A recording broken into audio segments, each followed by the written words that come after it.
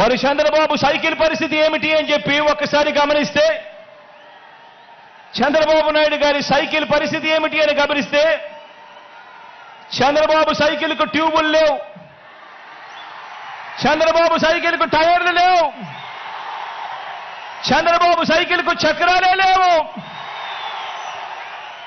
Chandrababu cycle తుప్పు పట్టిన పరిస్థితిలో ఈరోజు ఉంది. ఆ తుప్పు పట్టిన సైకిల్ను తొక్కటానికి, ఆ తుప్పు పట్టిన సైకిల్ను తోయటానికి ఇవాళ చంద్రబాబు నాయుడు గారికి వేరే పార్టీలు కావాలి.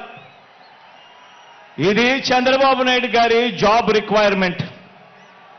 ఎందుకంటే బాబు పేరు చెబితే గుర్తుకొచ్చే ఒక్క మంచి కూడా ప్రజల నోట్లో నుంచి వినపడదు.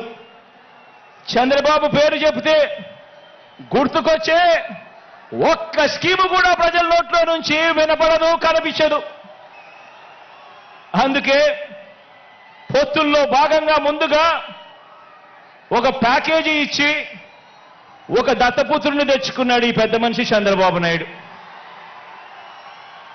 దత్తపుత్రుని ఎందుకు తెచ్చుకున్నాడంటే, ఈ ప్యాకేజీ స్టార్ అయితే సైకిల్ సీటు తనకు కావాలని అడగడు, తన వారికి సీట్లు ఇవ్వకపోయినా కూడా ఈ పెద్ద మనిషి, ఈ దత్తపుత్రుడు అడగనే అడగడు.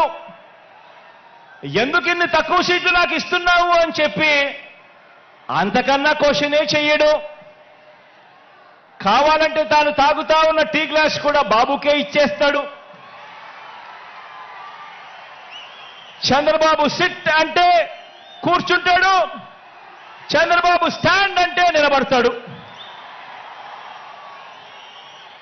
సైకిల్ను ఎప్పుడు దిగమంటే అక్కడ దిగుతాడు, ఎప్పుడు సైకిల్ను తోయమంటే అప్పుడు తోస్తాడు.